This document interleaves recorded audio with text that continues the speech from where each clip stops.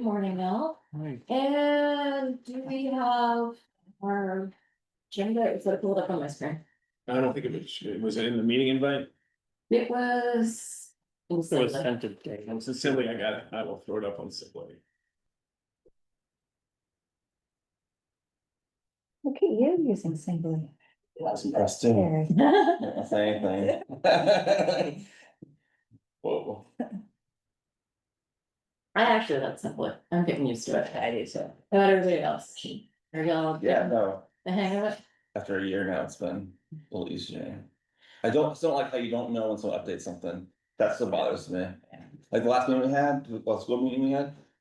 There was details that were added the day of the meeting, like 2 hours before the meeting started. I logged in 3 hours earlier and it wasn't there and it was on there, so it's like, that's frustrating.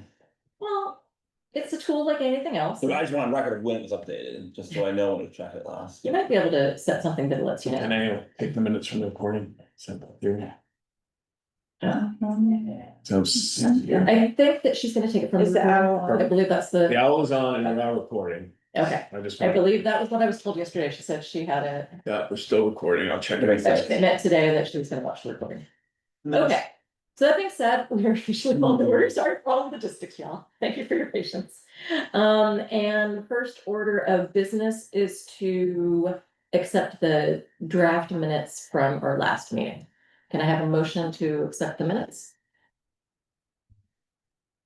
So Yeah. moved. Thank you. Can I have a second? Anybody can second it. Yeah, I can second it, that's fine. I missed the last half, that's the only reason I didn't do it, so. That Okay, meeting, so I didn't know if I could still do that. so. you can, and you can still approve them if they have to. Okay. Or you can Okay. say they sound good to me, or you Okay. can recruit. All And right. not recuse, you can abstain. Dang. All right, so all in favor of accepting the last minutes? Question on that. Sure. Oh, So because we're non-voting alternates, are we voting today? so everyone should be voting today, right? Yeah, On Because this we don't have one. enough. Yeah. Okay, I just want to make sure. Yeah, go for it. You get to vote today. Are you What excited? is size of them again? What size of the committee? Forget. We're nine?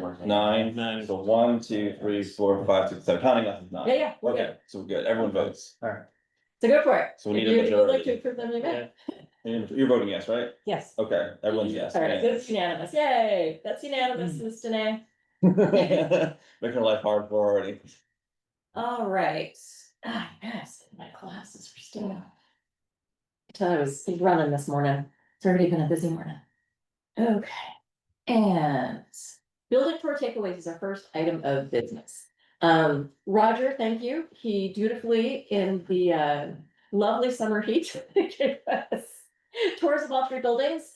We didn't have a huge, I mean, I know a lot of you have been through them a lot of times, right? We just wanted to look with some fresh eyes with our current charge. And so I was glad that I was not alone in the tours. And I definitely think there were takeaways. And so Mike, I know you and I were at Yeah, Wilkins and AMS. and AMS. And so for you, what were some takeaways for you from Wilkins? I think I didn't, I think, it was good to see it, from the perspective of not like a million kids in the building, which I know there's a good and a bad Right. for that. I'm usually seeing it with a million kids in the building. when I go Exactly. there Just when you with my kids. feel how crowded it is. Yeah, and like hot, like 50 degrees hotter than it actually is outside. Yeah. But yeah, I think it was good to see. I mean, I think for me, the best part of it was like hearing Roger speak to all the different things that they're doing in the buildings and kind of the upkeep that he's doing and working through in some of the different projects and, kind of what would be next in there. I think for me, like, I mean, and there's other concerns, whatever, like for me, my biggest concern with the Wilkins, just for me, is like the asbestos factor, like for me as like a parent and all of that.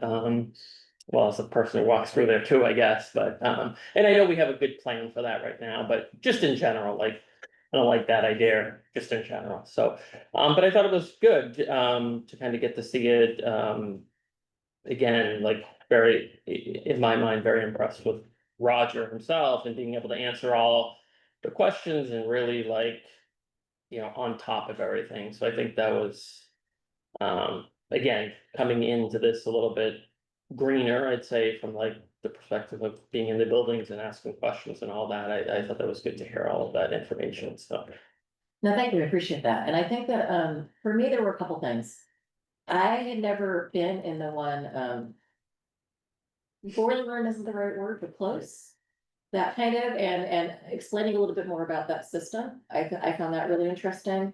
I think that I had not been out to the portables since you, did some of the leveling on the bottom, and that really made a huge difference.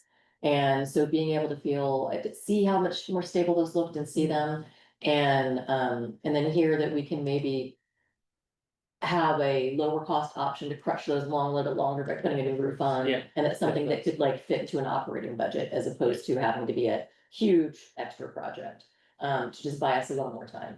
And so that, Did you talk about how you're gonna move the printer out of the bathroom in the portable? we did not have that conversation yet, no. No, that should have been taken care of from IT, at this point years ago. Yeah, that's, the location is the problem, there's no room for it anywhere. Takes up other space that is needed.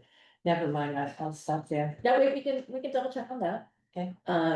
But I do think that that was good, and it was really interesting, to hear about some of the things at the edge of the property that need to be addressed, and that we're, negotiating with our new director of the rec department over what's our responsibility versus theirs, and kind of some plans for that, and some money that maybe needed to take care of that. And so it was really good, I think also to understand, we have not neglected Wilkins while we decide what to do next.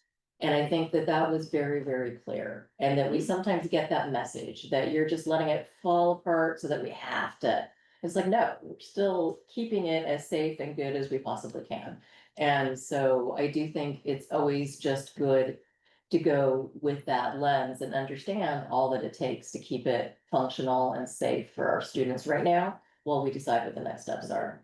So, that as always was a huge takeaway for me, that we really are doing our best to be good stewards of what we have.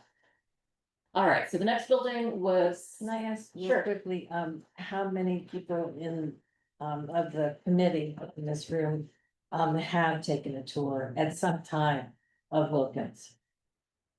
Everybody, Yeah.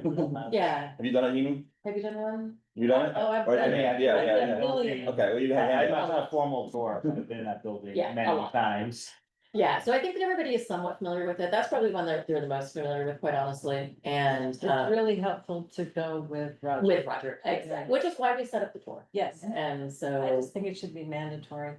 I know we do that for the finance committee, so I think we met, everybody has to take it. because we're a rolling membership here, most people have had one at one point. And so it was just for the newer members and for those who wanted a refresher of where things are at as of right now. But I do believe everybody, like, I know that Mike and Aaron, you guys had a private tour, right, at one point? So, all right, and then our next one was Clark. And again, I had, oops, with me, Clark. I Where did you was, go? I was able to make that, the other two, I had worked on those four. Yeah, And so what were your takeaways at Clark? well, that it is a solid building, it has, life, plenty of life left in it. Roger and his team are like, there are like asbestos, things of that nature, but they're working through it like piece by piece, and they have a remediation plan. That, I mean, I think there's still some, like, the stars room, I was, that, I had never been back around that corner Oh, yeah, past yeah. the NPR, so that was new for me, like that's a pretty big room. There was one office toward the, beginning of the tour that was like actually in like the electrical panel and stuff. So there are some space stuff there, but it is a valuable space for the community that is, yeah. I mean, it has some issues, but they're working through it, and it's, yeah, it's good space. I would say that of our buildings, that one's definitely, probably the most economical to keep functioning. And we had already some big hits that we've taken care of, like we had to take care of the septic when we had to take, we had no choice.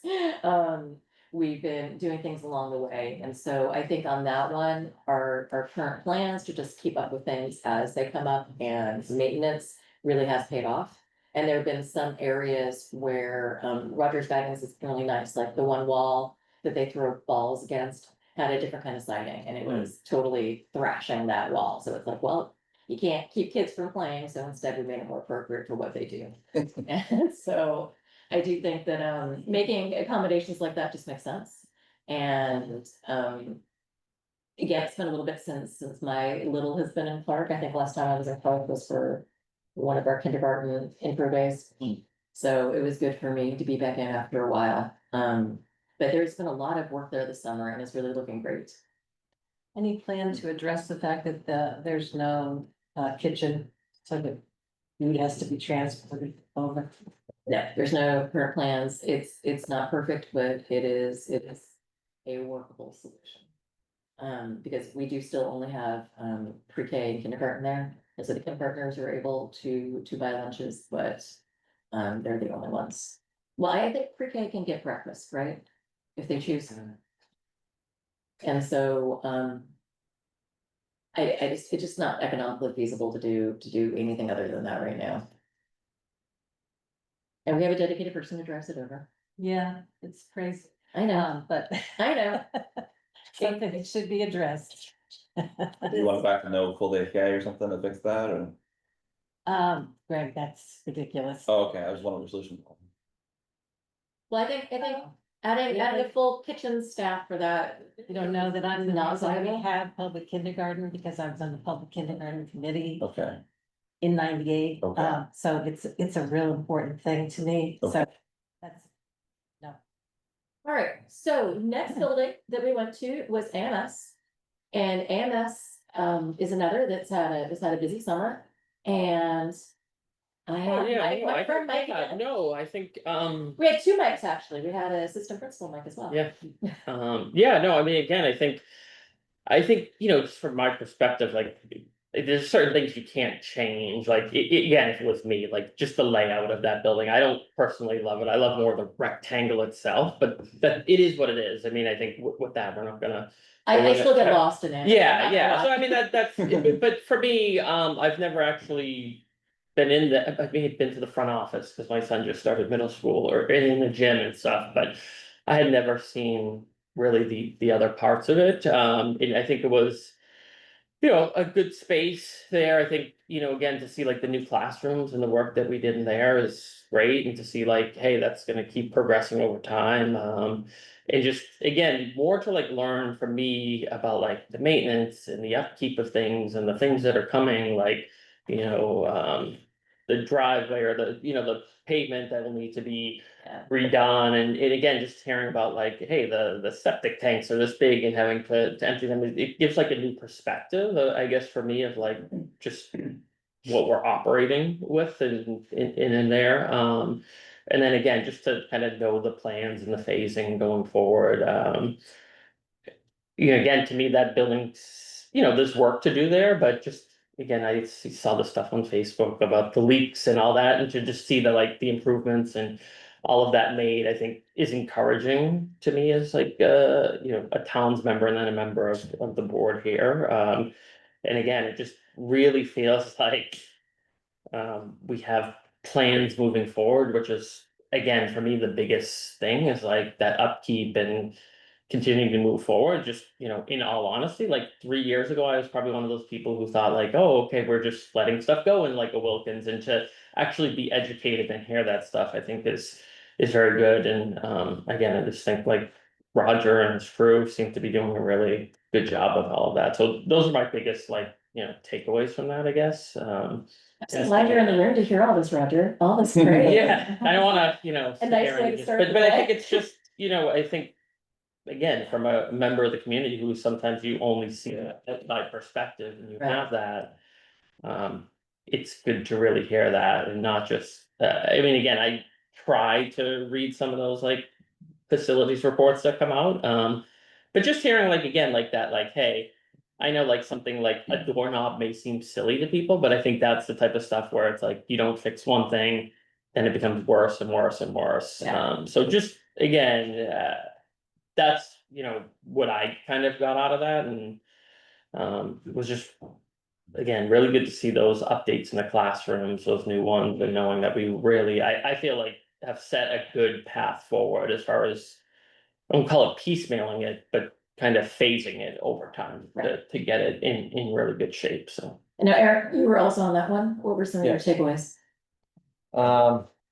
Picking up where you left off, the difference between the renovated areas of the school and classrooms. and Oh, we could facilities. feel it when we walked Yeah, over. it's- There was a distinct temperature difference Yeah. between the newer classrooms who have dehumidification and the ones that don't. Cause it was a sticky day.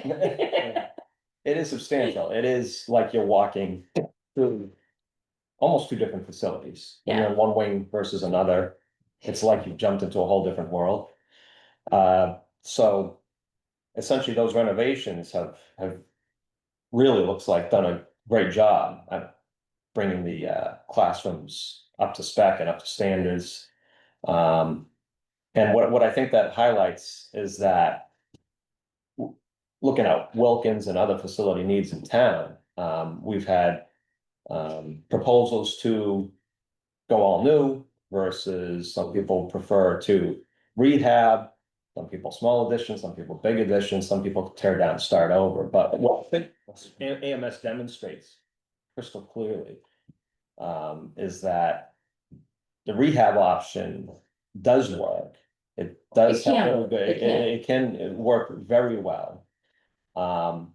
And how that ties into facility needs across the district.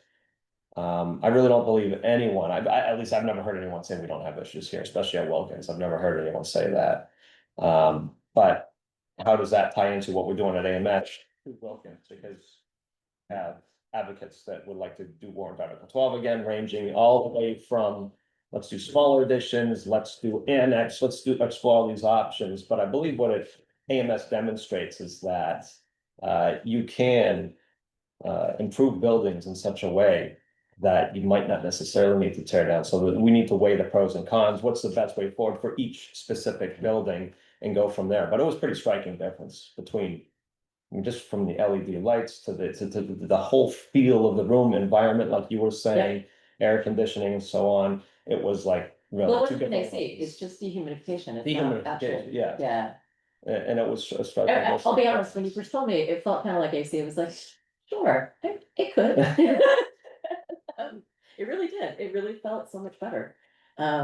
Steve has hand up next. Steve Right. has- Mike, I appreciate your comment about 3 years ago, you might have thought Yeah. that it was my word neglect. I think that's right. I think that's probably how I felt. So how did you come to that belief that Roger was still here? I was Yeah. hanging out, Amy was hanging out, but 3 years ago, your mind went to they're neglecting the building. Yeah. And was that the default or was there? Yeah, I think that's the Facebook, default. or I think- was it? I think I'm it's- curious. Yeah, I think that's probably default. I mean, in general, more of a pessimist. I'll just be honest, right? To be honest with you. And that's I think, I think that's a lot of times like, again, to me at least, sometimes human nature of like, hey, you don't see it. It's, I probably moved in town 12 years ago and no, like 10 years ago. So my kids are starting to get to that school age. That was when I started to like maybe look at things there. So I think that's part of it too. Like if I had, had kids in the system a long time ago, maybe I would have had a different perspective. And I think just kind of listening, again, a lot of it is Facebook nowadays. But that's why I try to get more involved now. Say like, hey, I've done a lot on Facebook and doing that, like, why don't I actually try to do something and get involved? So I think, and again, that's, I think, helped me learn that perspective, I think the challenge of like getting to like some of the meetings and the different work that you've all done is having 4 kids at home and being so busy and being like, right. how do I find that extra time and balance? But yeah, I would say it was kind of the default, with that. And I think it's, that was definitely wrong. No, and I I'm just not saying- judging, I'm just No, I get trying to- that, yeah, because yeah, I- I think it was probably just default and it was, If we're gonna Again, change perception, it yeah. helps us to understand how that perception, yeah, absolutely. has Yeah. spread.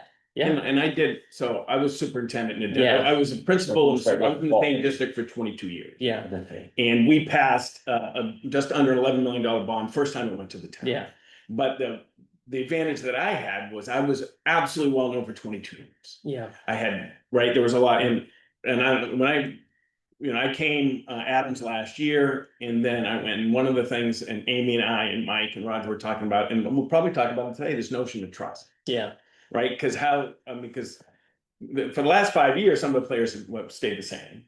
Yeah. And Aaron, I appreciate your observation of the decisions we made around the middle school.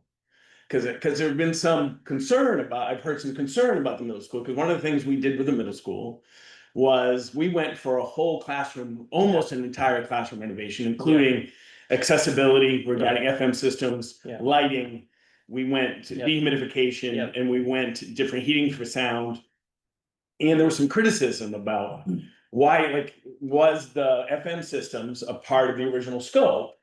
And we put FM systems in central New Hampshire, almost all the schools put in FM systems for accessibility. So especially you saw Yeah. the pizza shapes. yeah, And you really can't have equitable sound throughout a pizza Yeah. shaped classroom. yeah. And so we went in FM, and I'll be completely honest, I'm about C plus happy with the implementation of some of our very experienced staff who aren't necessarily embracing that, but I'm not F minus either. Yeah. But we went trying to do, because the cheapest time to put an FM system is when everything Yeah, is when down, everything's down. right? And you can just wire, we took advantage Yeah. of that, and the board supported, and we brought it here.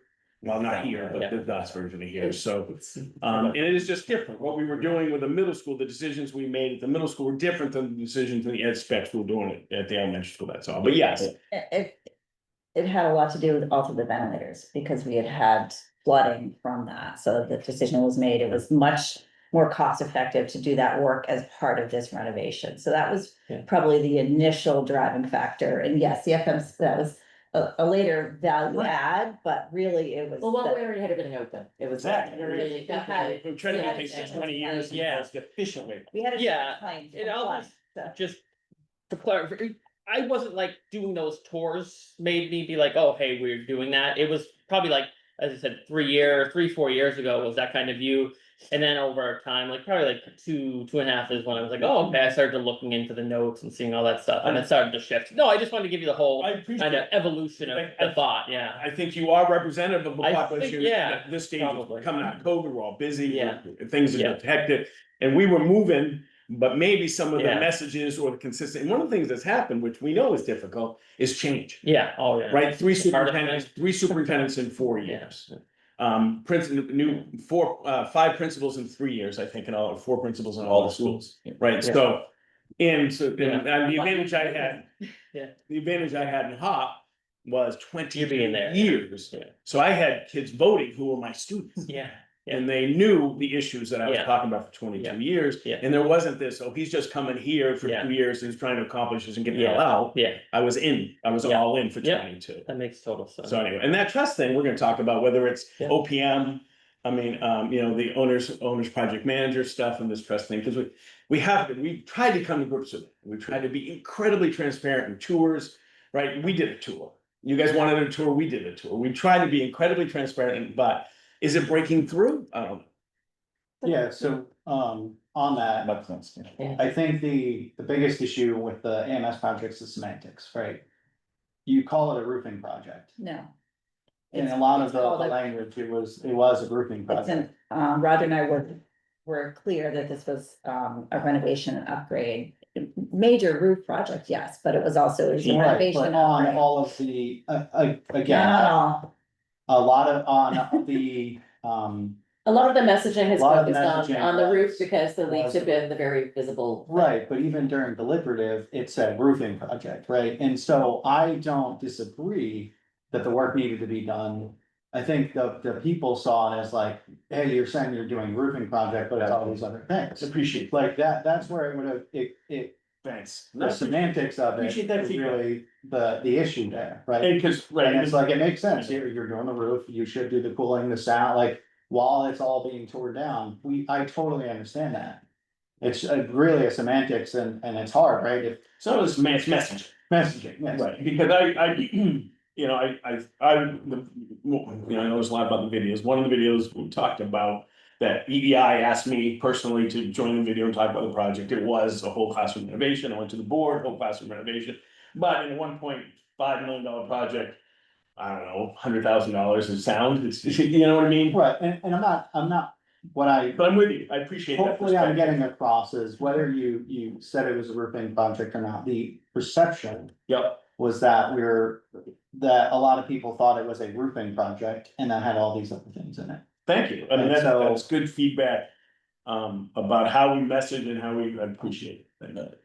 I got Aaron, I got Georgina, you started. Well, and Roger as well, so can we let Roger? Yeah, I didn't see take a turn? Roger, sorry, Roger, you're behind the pole, I didn't see your hand up. It's fine, very flattering here, it's wonderful. No, No, I It's okay. I think to Steve's point, messaging is the big thing. My biggest takeaway from the tour is for the last 5 years is, and it actually came up from the tour from us talking it through, is our messaging has been to do nothing. But knowing that do nothing has an enormous amount of maintenance that goes into that we're doing each year that is carried in the operating budget that we're actually putting back into the building.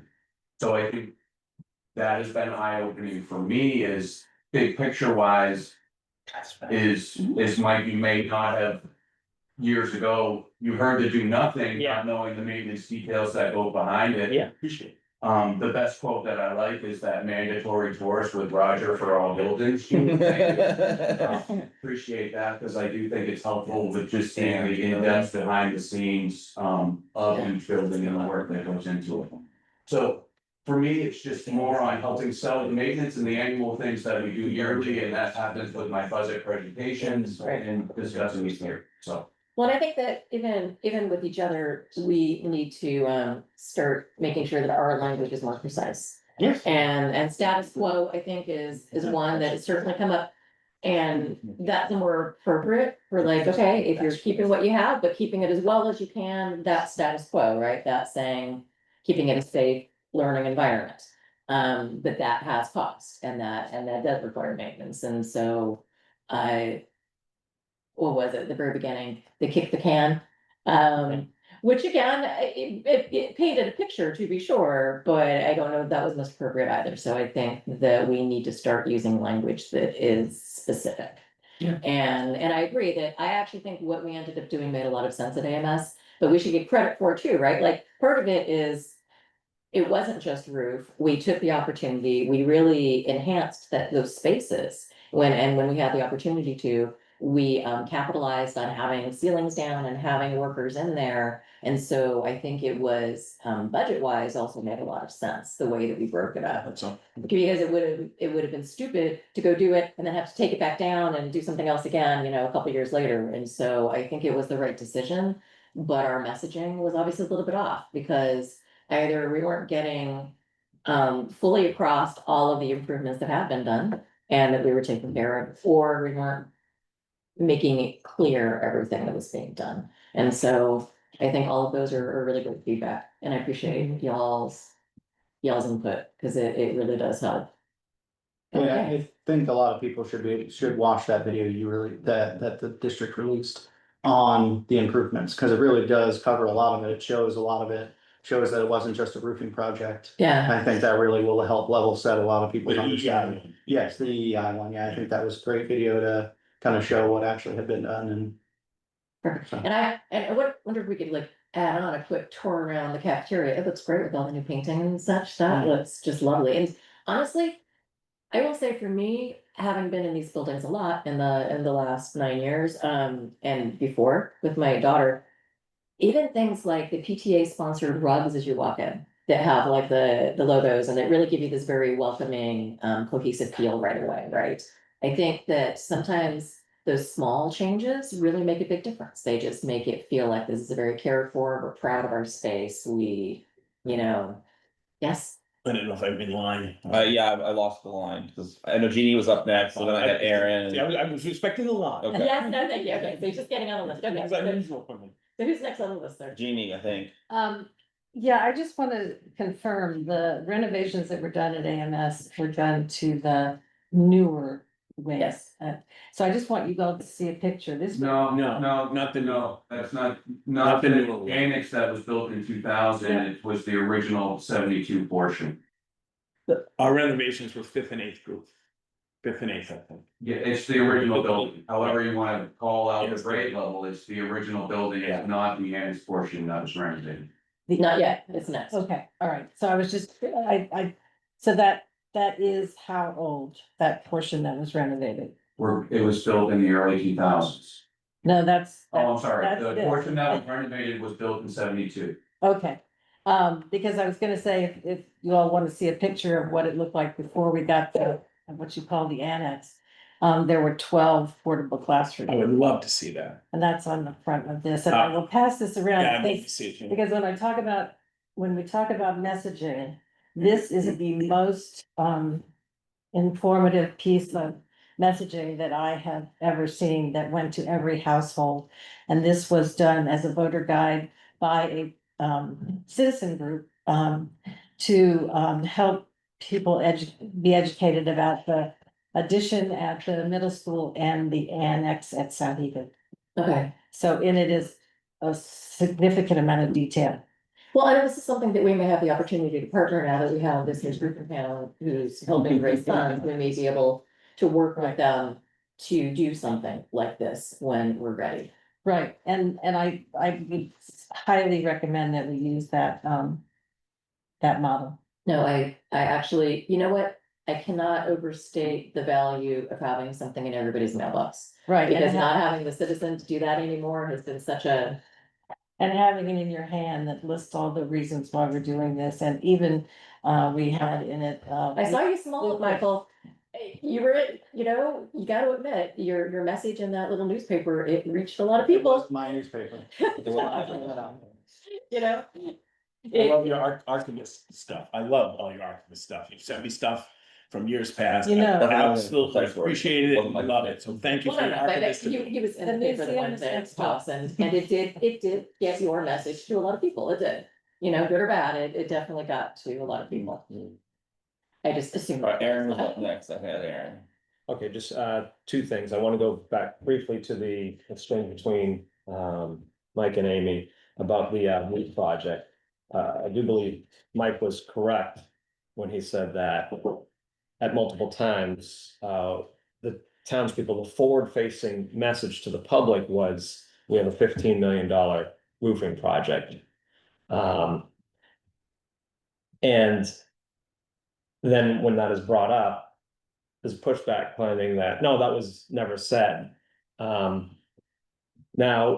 the reason I bring this up is not to cause conflict, but moving forward, when issues arise or someone points out something that says, hey, I was told this, and it looks like I was told A, and yet it looks like B is the reality of the situation. If that person is told, no, that never happened, then that's gonna make it, Okay. building trust is gonna be very difficult to happen. Whereas people are very open to, if the response is, hey, yeah, we may have misspoke here, or we presented it like that, or that was not meant to be forward facing to the public, whatever the case is. Hey, that's not really what was intended, that people can accept that and then start rebuilding trust. But if it's just an immediate pushback, when it was multiple times said $15 million roof project, the only reason I knew there was many other items other than the roof, and the roof was the minority of the project, was because I saw the line items on the EE, as an EI, that's the name of the company, correct? The consultant, Yes. energy efficient. When I saw their sheet, I saw the roof at the first 2 or 3 columns, and then everything else below that wasn't the roof. And yet it was called roof project. So when you use precise language that this is portion of roof project as well as HVAC, you know, when you explain that to the public, that allows the public to really trust and believe what's going on, rather than finding out after the fact that the $15 million roof project actually had a lot of other items in it. It's just a matter of explaining things clearly to Yeah, people. you're not saying it's a negative thing that other things happened, but that it maybe wasn't a clear enough message all that happened. Exactly, exactly, and Absolutely. when you just want to make sure that when people are told things, the public especially, that people don't begin second guessing because they find out things after the fact. But just going back to the roof issue at AMS, really one of my only my primary concern, not with just AMS, but really all our facilities. I think AMS is the only one where we have, actually Sahiga might be coming up, but roofing issues. AMS, we no longer have leaks, but you had asked the question, what made you think repairs were being neglected? Yes. So again, forward facing, going back to forward facing messaging to the public, I think back in 2019, 2020, somewhere around there. There were videos posted on the internet by either the school or potentially organizations affiliated with the school that showed the barrels in the hallways and leaks coming in. Yep. And the issue is that, or was it like, oh, here's this emergency's happening right now, here's a warrant article squared away, and it was fixed that year. That then continued for years after that. Now, it's one thing to neglect paving. Neglect's not quite the right word, but just set it aside and say, hey, yeah, that parking lot can be done, but we can put it off a little bit. But the roofs is one thing you simply cannot. More damaging than, I mean, water is possibly second only to fire and smoke as far as the amount of damage and threat to health and safety that it can do to a building. So when me and many other people in town saw that leak going on for years, that sends a message that these buildings are falling apart. Why aren't we fixing the roof? So my main concern remains the roof. I know there are some sections of roof that haven't been replaced yet. However, I know Ryan, you and crew are going up there like all the time, pretty much on a regular basis, checking and clearing things out. So we have eyes on it all the time, which is great. But I just think we need some sort of emergency plan. I believe we have phased roofing replacements planned out. However, if it gets to the point where we spring a leak and it's end of life roof that you can only patch so much, Right. at that point, we need to spring to action and really get something on the ballot to get the roof done and over with that year and not let it go for 2 or 3 years. Because any cost savings you might have by stretching it out is lost when all that damage is done to the building by water coming in. So that would be my main concern, is pivoting and adjusting if major leaks occur. Yep, and I think that's fair if that occurs. I do think we dealt with the most egregious areas first, Yeah, and on purpose. the for that very cafeteria is no reason. longer a swimming pool. Exactly. So that's. And that's great. so we did address the sequence based on. Yeah, And the rest of them have a little bit of leeway in them. yeah. But I absolutely hear you and I hear your concern. And thank you, Roger, also about explaining the details about that at one point was the roof drain was actually causing the issue at one point in the lobby there. So yeah, thank you for that information too. Yeah, isn't that fun when it works like that? It's like it's supposed to help and it just makes it worse. All right, Miss Amy. I'm gonna yield to Greg. I mean, I was looking at the deliberative slides and had a small discussion on the side here that, the slides showed the roof project and the renovation. I don't know the word out in front right now, but the words were roof and renovation, right, and everywhere. So we discussed that there's room for interpreting that a couple different ways, but I think this is back to like, I think where our leader off to, but like Mike's talking about trust and Steve's talking about trust today a little bit, and I think that's where, we have a real breakdown problem, where if words never be precise in English language, and so it's a lot about you trying to play a gotcha game, even subconsciously, and say, hey, I found a fault with this thing or this plan or this statement, or is this, is this genuinely a question, or is it genuinely and I think that's part of our problem. But anyway, Amy's trying to just get across that I think the communication, the visual communication from the SAU on the delivery slides did say renovation. Sorry. So And then I gotta, how long having this topic, 'cause I want to talk about middle school too, but, they can hit tour takeaways, but I haven't gone yet. Steve was up next on the Yes. beach list. And I appreciate, Uh, and I don't we have an know hour and a half to meet totals then. if we have communicated the challenge of communicating about four boards, all the districts, and we can certainly always do better, communication can always do better. One of the driving, like, we didn't do norms, I don't think, with the group. Did we do norms with this group? We setting norms before we, but often. Yeah, we did. We did, so We every did. meeting Building that we have in the district with staff, we always do norms, right? How we're gonna treat them. One of the ones that we always talk about is this notion about assume best intent. Right, because, Okay. what is and so when you hear that, yes, the vast majority, 95% of this work was HVAC and roof. And you hear, and I'll be honest, how it happened. Mike and I and Amy and Roger are messing around and roof's coming down and we're starting to sit down and have plans. And I said, whoa, while the tiles are down, let's do the FM system. I talked to Brian, I want an FM system. What do we got? We bid, we go out and we did it. We talked to the board, we talked to here. And I really want it because we put an FM, when we did the project, in every single classroom in both school districts, every single classroom in the Hopkins School District has an FM system for equity. Because no matter what, we still have auditorial processing business. We just are, no, like it or not, right? I mean, we talk to kids and there are other things we do, but we talk. So I thought it was a great opportunity for cheap money to do it. And then my job is, can I get the board on board? Can I get Roger on board, Brian on board, and of course my boss on board? That's me, right? And that's okay. But you're right, it was a late, you're 100% right, it was a late addition because I realized that all the ceiling tiles would come in. So is there something like, whoa, if they're doing this must be a really good thing. Like some people, when they heard that, said, thank you for being so forethought and doing this when the ceilings are down, and we actually got support. And some of the teachers said, wow. Not all, though, I'm gonna be honest with you, it's very little about what I do in this place isn't all. It's usually, if I get most, I'm pretty happy. Yeah. But can we assume best intent that if they did this, there must be a good reason? Steve's only got 38 years, 172 graduate credits, he's done a building project, Roger's done a building project. And we're motivated solely by what's best, and Mike talks about this completely, it's about the student experience. Is there that, or is it, they're just doing what the hell they want, they're ignoring the town? No, And I don't know. I think it's a little. Perception is reality, so if people don't fully understand a project.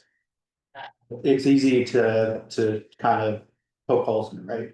I agree with the approach, so let me level set, I completely agree. Yeah, I'm talking about just the process. Yeah, and it's really perception, right, it's okay, it was talked about as a roofing project, and even if it was roofing and. Whatever, it easily spreads into, oh, it's a roofing project that is, Well, it was the primary so. visible problem, and so Right, it right. even talked about quite a lot as the very visible problem. And so the very visible solution to a visible problem was Right. the majority of the conversation, to be Right. fair. Yeah. It was the focus. Yeah, and I'm just trying to share my viewpoint and what people have told me about the perception of the project and. Yeah, Thanks. So trying to, yeah, and really it's all. because these we're all the same lessons. team now, y'all. Yeah, we're all on the same team, so it's all these lessons, and how can we work together to make sure that perception doesn't happen again? And we can get this over the goal, right? Yeah, one last thing, and then I will, but I've sat at a table like this is my 5th year. I am well deserved. I have never heard anybody be more lauded in this SAU. That's right. Not any principal, not any superintendent, not any assistant superintendent, not any teacher than Roger. And Roger is the lead. Roger would not let us meet, do anything that he didn't think was good for buildings. Agreed, right? We work very collaborative. Very. Right. The sound system for one of them. And so if there's anybody who has the credibility, not me, I'm a educator and all this, I get that I've made some decisions, but Roger has I've been at, how many meetings have we been at? And so I would hope, and I believe Roger's earned his credibility Yes. to say, what, and if Roger says it's okay, it's okay. Because Roger doesn't rein me in, because we're very collaborative, right? I mean, I don't do stuff that's totally whacked, not often anymore. Yeah, but Steve, here's the problem though, is that Roger is behind the scenes for the most part, for most of the public. We all know and love him and respect him and know the fantastic work that he does and that his team does, right? I mean, he doesn't do it alone, but he is the leader very much, and we rely so heavily on him. But he's not public facing very often because he's really freaking busy, right? He's busy doing his job. Well, you bet, and I appreciate that, not to cut you off, but my documents are.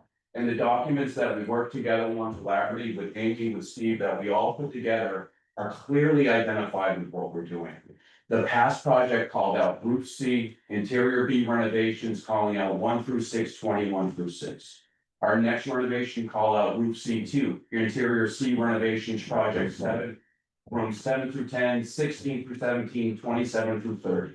If anybody's looking at the documents, it's clearly spelled out there. If there's any questions to the documents, we are all available at all hours of the day. That's fair, and I think that Thank you, I it appreciate should work somewhat too, to just make sure that we're clearly communicating. And I can do better, I think. Okay, In so- a million places in a million different ways. I know, but two more and then let's move on.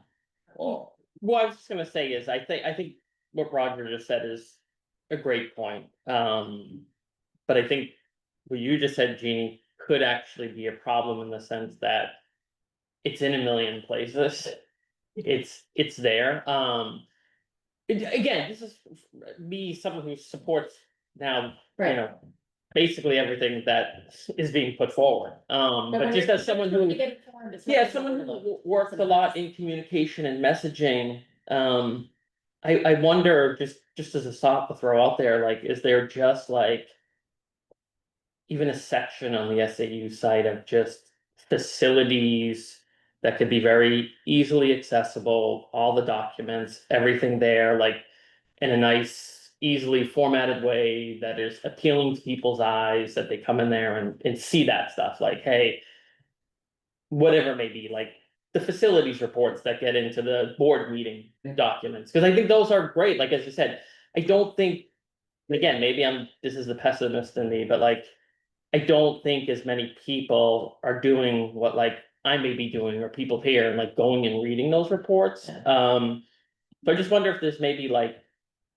a nice like section of the site or site that we can have just for facilities and the improvements. This is what we're doing, the reports, all of that. Just as a throw out there, something to think about from like the building group down Right, perspective, like- that might be more Once a month. easily Posting accessible. it on Yeah. Facebook and being like, hey, Yeah. have you seen the latest facilities report for all? Yeah. Right, because you gotta direct people to Yeah. it. Yeah, and that's all. I think to your point, I think I'm as best I can is against it, going with everybody has the best intent. No one's here is trying to be nefarious or anything like that. But how do we just put that out there with the links and being, you know, again, maybe it's SAU post on the SAU Facebook page or the Amherst page, like here's what we're doing. Turn the comments off and move on. I'm just kidding with it. All right. do I go first? Yeah, so it's very broad, right? I think we're talking about perception, right? We're trying to share a perception. And the immediate response feels like you guys are being combative. So, and what I say by that is you immediately went to, no, this is what we said. These are all the reports we do. Here's what, like. That perception, again, is. Bad, right? We're trying to share concerns from the other 44% or 46%. And we're told like, no, we do that, like, we've done a good job. Right, so I'm just trying to share, like, that's kind of what we're like, how I feel at the moment, and just trying to work together to better understand, like. If the perception is out there, if that 46% didn't vote yes, there's gotta be reasons why, there's gotta be things we didn't do, right? And that's. How we can all come together and figure out what is it that we didn't do to get that 46% or that 6% even. So I just wanna, can I respond to that real quick before we go to the next? I think there's a little bit of both. What you're hearing is definitely a little bit of frustration, like, no, we Get that. tried to be complete, and you know, it's certainly on our side, we had. Best intention, we're always trying to be as transparent and complete as we can, right? But without being overwhelming. And so I absolutely get that the people who worked very hard saying, no, if anybody tried, it wasn't too hard to be like, here it was, it was there for the taking, this information. That being said, if you're telling me that that information didn't land and that it wasn't received the way that we had hoped, then that is room for us to go, okay, let's revisit and see how we can better shape our message so that it's better received. And so I appreciate hearing the input because it lets us know we have work to do. And having more people work with us to shape things and say, how about this? Does this feel like something that you think would be well received? Is this something, are we hitting the right notes here? Moving forward, because we can't go back, we can only go forward. And so I would say, I would not look at it as defensiveness, I would look at it as we're trying to set the record straight and being like, no, you're saying it was never mentioned at all, it was, but I get that maybe it wasn't strong enough, or maybe it was too late in the process, or maybe it was clouded by the fact that there had been so much talk about roof, that's what everybody was focused on, right? And so I think that both can be true, that there was factual information available and it was pretty complete, but that it may have indeed been a little bit overwhelming or come at a time where the message had already kind of been going one way and it was hard to pull it back, right?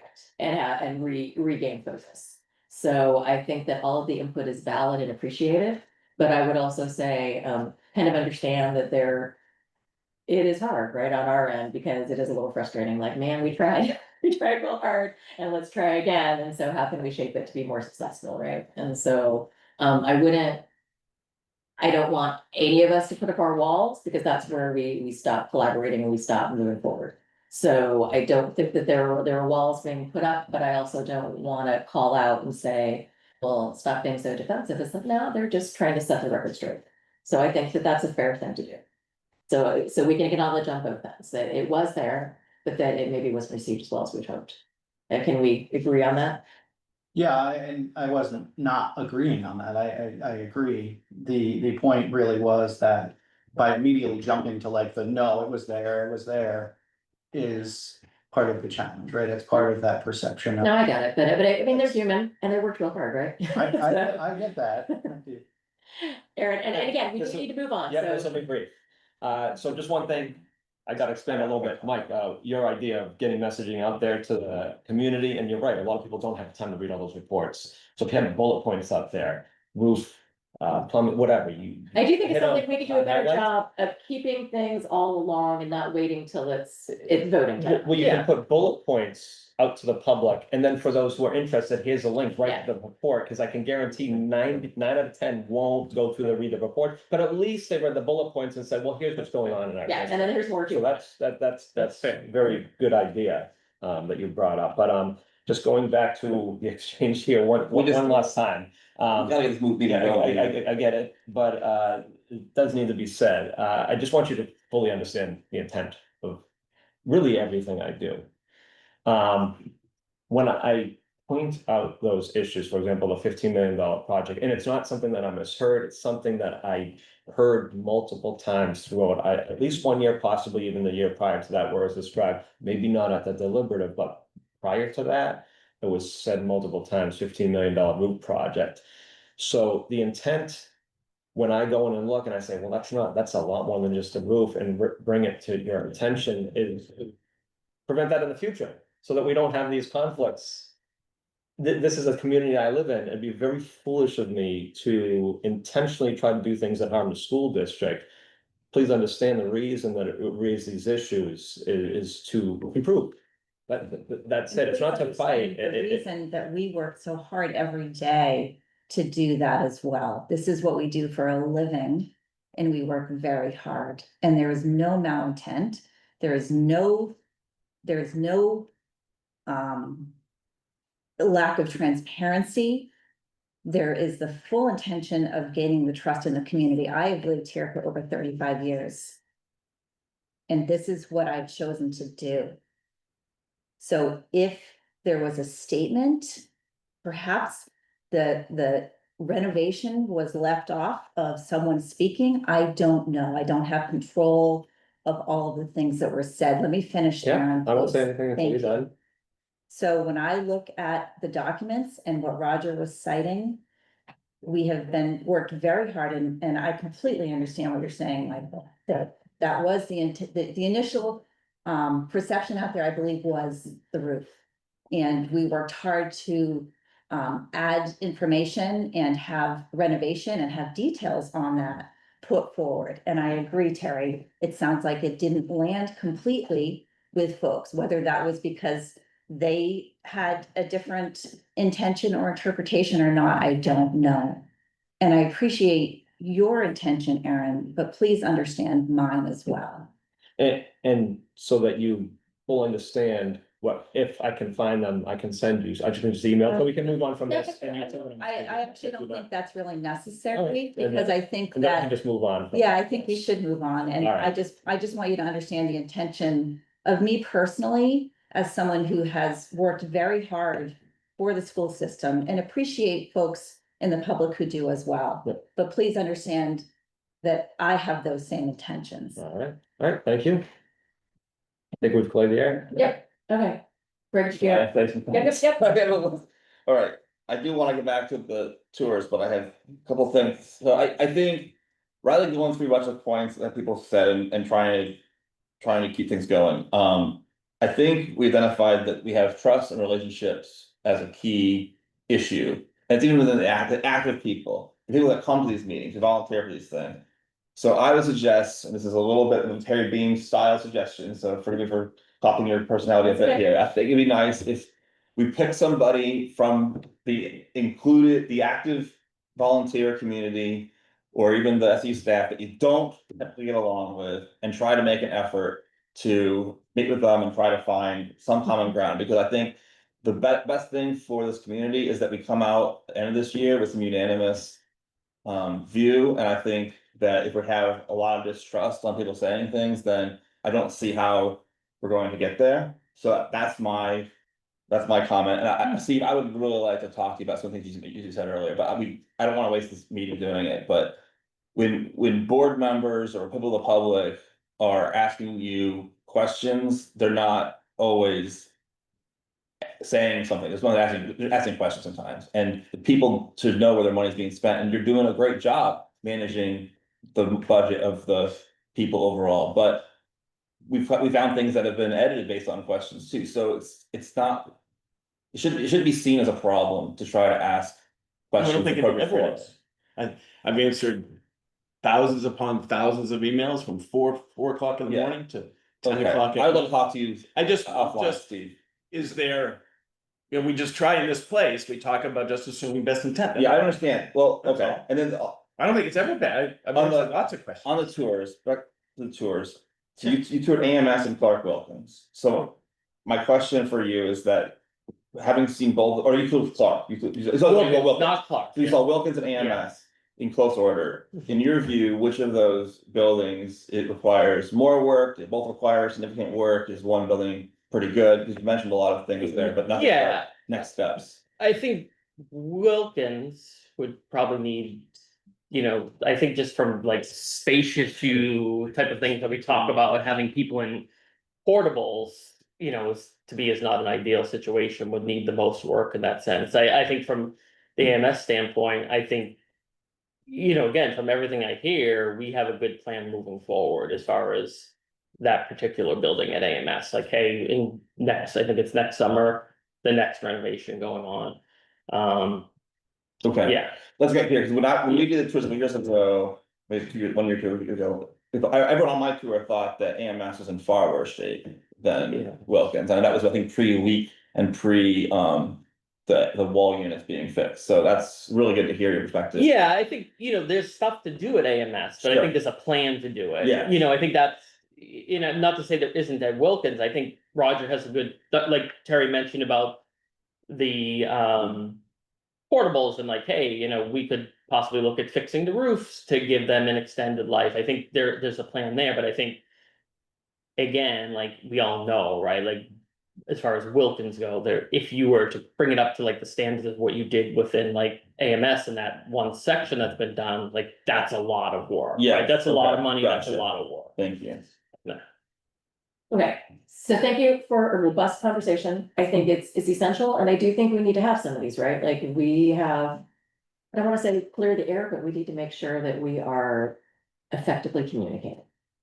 And so I do appreciate everybody being really free with your thoughts and assuming best intent. So, I'm sorry. Sure, sure, Dana. Gary, in thinking about this committee, and hearing all the voices today, I thought, at some point, I don't know, we don't have time for it, it's not on the agenda, but I think we all need to operate under the same basic assumptions. And I think we need to clarify what those assumptions are. We have 3 charters that we've been given from the board that we're working on, three things they've asked us to specifically focus on. Right, I get that, I And- get and that. so big what are the- chart. I'm talking about things like, that all options were adequately discussed, and it was determined that the building, the new building at Wilkins and moving the 5th grade was the right thing to do. The others, we can't tie performance to whether we build, renovate or not. That was one thing that, I heard on Facebook. Oh, well, our scores aren't that great, so we shouldn't be spending money to, fix a building. That needs to be an assumption that we all agree is crazy.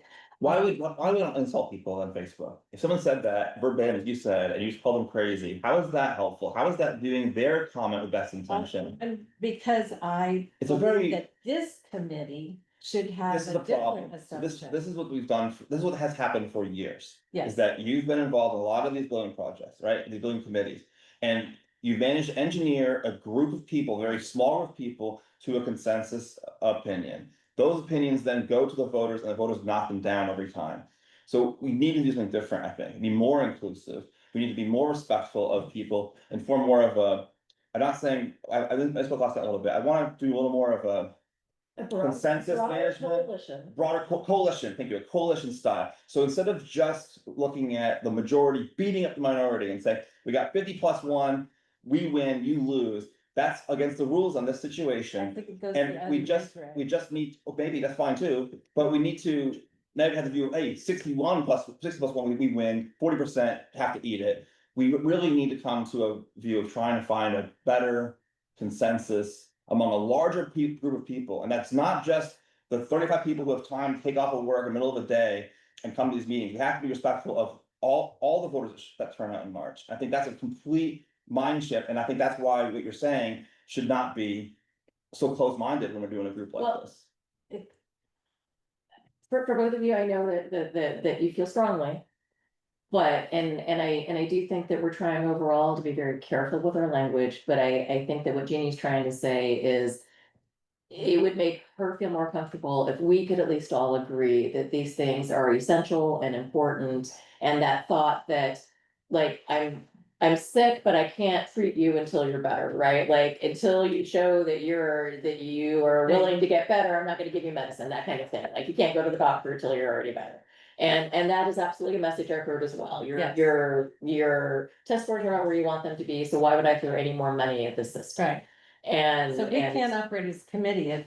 But I think that everyone on this committee has already agreed that there are needs and that there are needs that need to be addressed. And so I think that we have had this conversation and that they have already, even those who maybe don't agree with some previous plans in their entirety, they agree with the need in trying to find a solution. And that there is value in trying to find a solution and take care of what we have. So I do think that has already been agreed to, Jeannie. And I understand your concern. Sounds like Greg doesn't believe. Well, no, I no. wanna respect the people who aren't able to come here as well. I don't wanna call them crazy as you just did. I don't wanna dismiss them as being bad actors in our neighborhood. I wanna respect all the members of our community who were forced to pay a tax, keep their home, to pay for the school that we wanna have. He just wasn't That's- being respectful in that's his it. language, even when we disagree. I apologize for calling people crazy. Thank you. Sorry about Thank that, you. but I do think that it is a game stop. If we let that kind of thinking prevent us from moving forward. No, and I would say that nobody would be here if we thought that we're all done and we don't need to do anything, right? Like, that's not why anyone is taking time out of their workday. Believe me, I'm getting messages and emails as I sit here, right? It's not easy for me to be here either, but I am, because I believe so strongly in how important this is.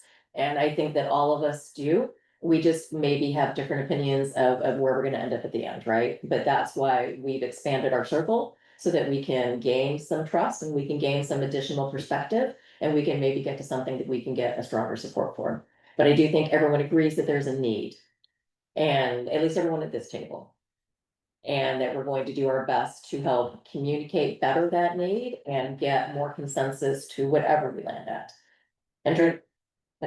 Yeah, I was just gonna say that I guess I missed the crazy part, but I think what you were saying about we need to get. Come all on the same page about what we wanna plan to look. Involved, I thought was a good comment. Then you said what you said, and I fully agree with what you're saying, we need to expand the coalition and bring more voices in, so. I guess I know there's some tension here, but. I guess I just don't think your points of view are totally mutually exclusive.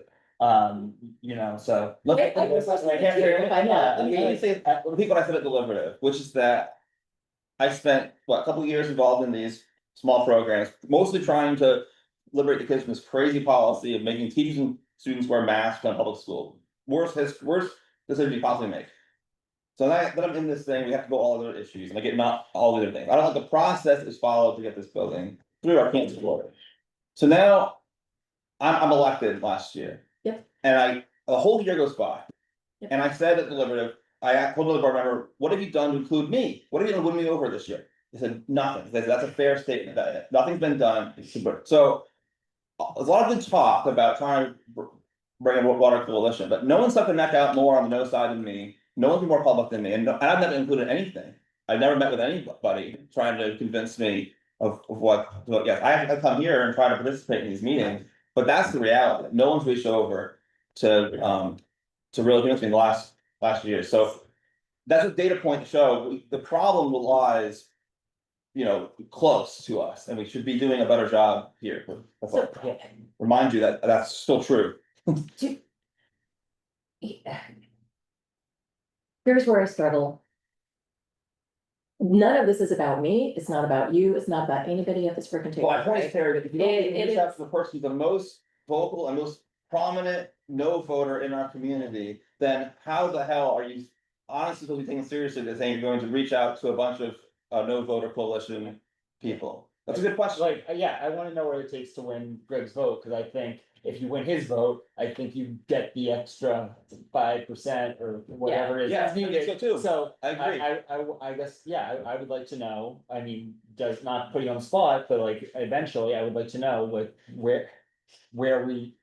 Like, how close are you to a yes, like, what needs to, what do we Seems need, a great what do question. you need to do to get you to a yes? Yep. And. I had a speech ready and bring with me, but I've written for a year for them to ask that damn question to me in a public meeting.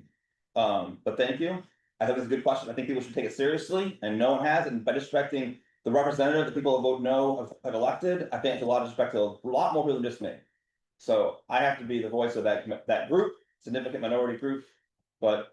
And I mean, there's respect. No, I don't, I really appreciate it. It would help us if you could articulate what it is you'd like us to. Fine, I'm happy to do that, I'm happy to do it. Yeah. Happy to meet with you offline to wordsmith it I first, I'm think happy we- to do I it, think whatever. we need to articulate what this. You wanna give me is, a forum sometime, put it on the agenda, I'm happy to do it next time, How about, The whole committee. happy to do it. we are already in our last 20 minutes and we've only made it through. So maybe we can give you time to formulate and Yep. we can put it on the agenda next time that we Perfect. can say what are. Because it is one of the things that we are going to be focusing on is our messaging and on, you know, how do we make sure we're being as inclusive as possible in our messaging? And so I think that absolutely we can add that. Steve? So. Well, what we did differently last year than the year before is we specifically addressed concerns of the people that we heard about, Greg. Or So we attempted to at least. we attempted, right, we attempted better, so we did a day in the life of the new Wilkins School in the tour, right? And we talked about the difference between coming into the Wilkins School as redesigned versus, you know, right, we talked about accessibility, we talked about the cars, we talked, right, that was the first thing, and then Aaron, one of the things that you brought up at the deliberative 2 years ago was your concerns about construction during school during construction. So we brought in people, you weren't the only one, but I just remember, right? And so we brought in VW and Banwell, and we had 2 hours or hour, whatever it was, about construction. And then we also said, what good, great to your point is, what's in this for me? If I'm a non-parent, we had a whole night about partnerships and how to use the school. That was our attempt to reach. I was there for that, and I remember it was a great Right, night. and so we did, I was there for all of them. you were there for all of them. We got really Yeah, good take feedback. turns. I haven't checked the YouTube viewership. They were all recorded. I think they're all recorded. They were. I'm sure. And so those were our attempt to right, for people who are concerned about this, we addressed that. People understand really what the impact is on education in the school. We did that. How does this impact people who in the drop off was for both, actually it was education and it was for the people there. So that was our attempt. Now, personally, you know, I love talking with you, Greg. You and I would love to sit and talk and we can go through, but we tried, not successfully, and maybe not right messaging, but we tried to address January, February up to the mark, right? And then we had some other avenues of communication that didn't go over as well. So it was a sincere. So we attempt. try- I have a new point I wanna make, I want a new point, in fact, I think a lot of people miss it, you made a comment, Michael made a comment, other made a comment, Steve.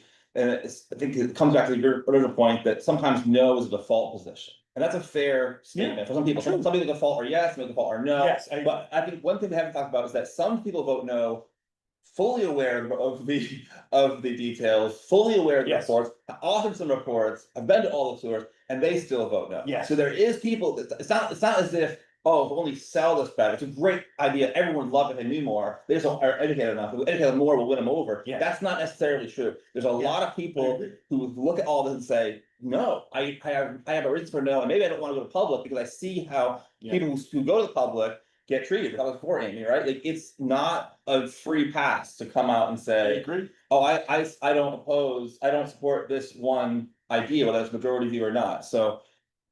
There's a lot of respect needs to be given to people who say no, and where will they say yes? Or if they say no, where will the yes people say no? Where do we get to a consensus? And that doesn't have to be where you want it to go. It's not about engineering a vote, it's about just respecting the will of people. That's the difference. All right, can we go to the So next? it's 10:13, Aaron, if 30 seconds or less. Oh, 30 man. seconds. I'm gonna try to whittle it down. Okay, What just happened here and what's been going on for quite a number of years, the most important takeaway, I think, especially from the board, the school, the administration, each individual one of us, we all need to be open to constructive criticism. Yeah. Because that criticism oftentimes turns out to be constructive. I explained to you previously that the last group of people I want to be surrounded with, a bunch of people that agree with me. I want people to try to shoot holes in my ideas and criticize them. And then that forces me to shore them up, to reanalyze, and that's how you strengthen your position. Constructive criticism is worth its weight in gold. We should always be open to that and not shut down keyword opposing constructive, voices. Constructive, good faith, constructive, honest criticism. Right. No, there's a 30 seconds. I That probably whole won't time. remember. yeah, I appreciate it. So, okay, what I'm gonna do is go slightly out of order because I think that playground upgrade, I just put it here as an FYI. Is just to let you guys know that it has been moving forward. They've ordered all the things. We were able to do a collaboration between, we have some funds left end of year. And we took a little bit out of special education fund because we had more ADA compliant, accessible things that we're putting in, which I'm very excited about. And we were very careful in what we chose. And Roger, do we have a date yet for what? The it's gonna old be? playground was removed last week, that way we could get it out of there, so it wasn't a hazard anymore, and the site's empty right now, so it works better. The new playground, I believe, was shipping on the 19th, and then talking with the installer, it's about a week worth of installation once he's able to get here, so. We're looking the first couple of weeks of school at this time, when it'll be up and running. That's great. Yay. Good job. So, and then what happens if we build a new building? What happens to It that? moves. It's- Yeah, they have cord footings that they can do. Removable. Anyway, it could. We get it back. Yeah, it's an investment that we can move it with us if there's a change. I think that message needs to be sent out to the public because I think people feel like, oh, well, they're fixing this, so maybe we don't need to fix that because they've spent money on this. And now that there's a playground there, what do we do? Like, I really, just know the way people's. Yeah, no, absolutely. Well, for one thing, we can't have kids there without a place for them to play because that is just a They'll still play, non-starter. they'll still play. Whether we were staying a year, whether we were staying 100 years, it needs to have a playground. Right, So I just think that to know But that yes. this is flexible. yeah, and so that was something that as a board, we were very excited to hear was an option. And everything that we've done, any of the equipment that we bought, any of the things we've done inside the building, like in the library, we put things, shelves on wheels so that those can come with us and those can move around right now and be more flexible. So all of any money that's going in, we're trying whenever possible to make sure it's something that could come with a change. And so the playground is just one more thing. We didn't even know it was an option, but we found out it was, and that's the one that we went with because it had that flexibility. So we have been in our meetings where we've talked about it thus far, talked about that. But when we share the, hey, the unveiling, we will make sure we make it very clear that it is something that we've kept that in mind, that it has that flexibility. I agree. Right, and just to let you know, nobody watches your meetings, just. so I know, you I know. So don't count on that as the way Oh, to believe get me. the word out. I Saying I had with the ratings at all. I watch, yeah. Thanks. Yeah. I do watch. I'm in them, but I don't watch them because I just cringe. It's like, I'm the I don't number want to see the myself. one view. Mike's dad watches. So just a very positive thing. Thank you for the very speedy work and thank you, if they happen to hear this, PTA for being our partner in this and really helping us to do more than we could have otherwise because we didn't have, it was an unexpected expense. And thank you for your creativity and finding the money for it. I think that we really landed at a good place and that it's gonna be something that serves our students well and will help their school year. Very good partnership. Yeah, it was, I'm really happy with where it landed. And- My kids are really sad that all the dangerous stuff is not. They love, the bouncing tire thing. This goes way back, Oh, of course. way back. This is like the third iteration on playground, but they all miss it. This one has got some really nice features that really, we're making sure that all of our learners and all of our community can enjoy. And I think it gives one more resource for parents, especially in off hours, of a place to bring their kids. It is a good, safe place that has some of those things available. That's great. So we're really happy to provide that for the community. I think that, we should always be keeping in mind that it's both for our students during the day and the community in off hours. So a lot of thoughts gone into that. All right, that being said, we're gonna go to working group updates. But before we do this, because I don't want us to rush it at the end. And there's not much end left, do we want to stay on Tuesdays moving forward, or do we want to try Fridays? We had originally said Friday seemed like a good day, but then when I did a dual, the one that was most common was Tuesday. So, I think that the timing being first thing of the day and after people drop their kids off at school, but before they get too into their workday. It has helped some, but we at least have quorum. So do we need to set something for the coming year? Do we want to go Tuesday or Friday? I like Friday. Would this be morning you're talking about? It would be morning. If it was shortly after drop off, either day probably works just as well for me. Yeah, it would be better with Friday because I travel Okay, usually and I can be there Friday. Just not for like Monday's a holiday, I don't put it on the Friday before, but yeah, in general, Friday's fine. okay, great. Yeah. So I think that I'll get with Chelsea and we will set up that. We have to look at what administration has on their calendar, but it will be a recurring Friday every month, and then if we ever need to add meetings, of course we can, but we'll just get on everybody's calendar as soon as we can so that you guys can plan around it. I know for me, being able to plan around was huge. So many meetings. Okay, great. So thank you. We'll get that sent out in the next week for the coming year. I just wanted to make sure we did it. Working groups. So working groups, I will express, we broke out last time and I asked for the ones that I wasn't in to give me an update and I never got updates. So if anybody's on the call or at the table today, was anybody in one of the breakout groups for, portables discussion? So you asked me to kind of do that, kind of asynchronously. Okay, So I do have a plan. I will send it out to everybody that's in the group to get consensus. okay, Basically, it includes getting a new master schedule. Looking at CIP, CNA needs for the portables themselves. And then coming up with a decision, basically to either retire, repair, lease or buy new portables.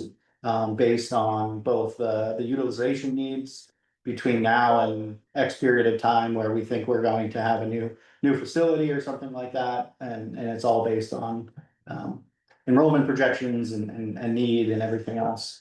And so that the first phase is basically data collection, and then we can kind of formulate a plan. great. When you say group, do you mean the entire Land Grounds group or just that? No, subgroup? just that That's subgroup, separate. that There was subgroup. a working subgroup that broke off and was talking. When can the full group expect to see the report then? Like, Yeah, we would. When would that happen, you think? Like, when do you get a consensus from that next subcommittee? Well, I think we need to, Michael, we need to see about.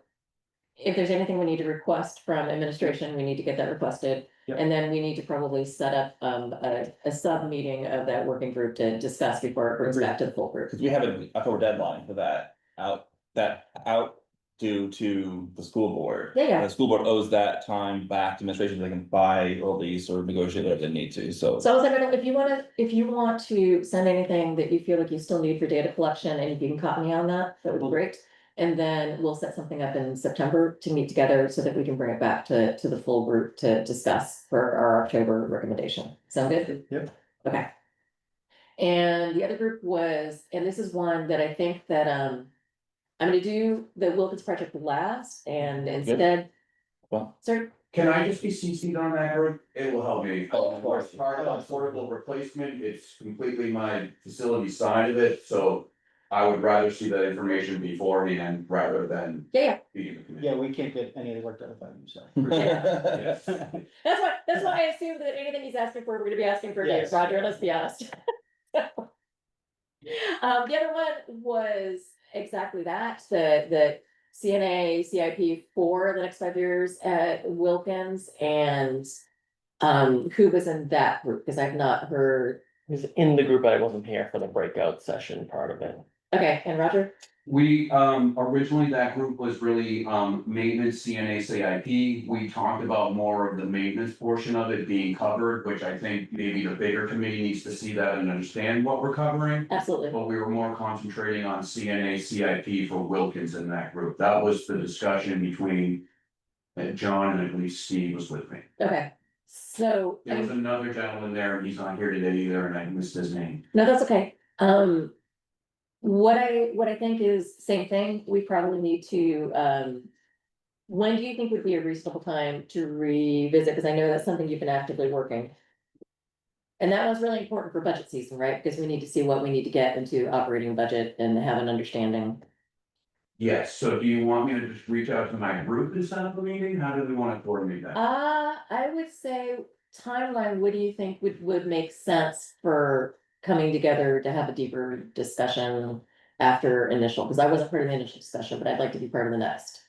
I think the tours were going to help, but the members were not able to join the tours. So I think it might be starting at Wilkins site with the subcommittee and just meeting there and going through the maintenance CNA items.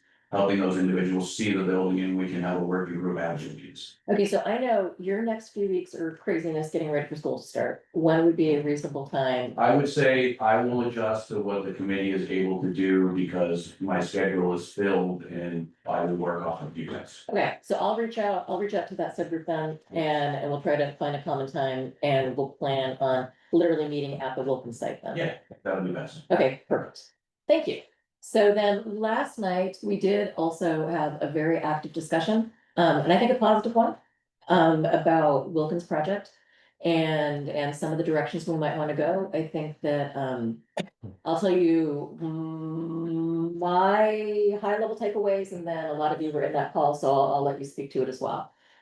We definitely, spoke to the fact that, we want to see an updated list of what the requirements are, the programmatic requirements for Wilkins. And so that we can just make sure that we're all talking the same thing, right? Here's how many things we need and why. And so that we do need from administration. We know that there are other things going on in the SAU. Right now, Sohegan is doing their capacity planning and they're looking at their facility.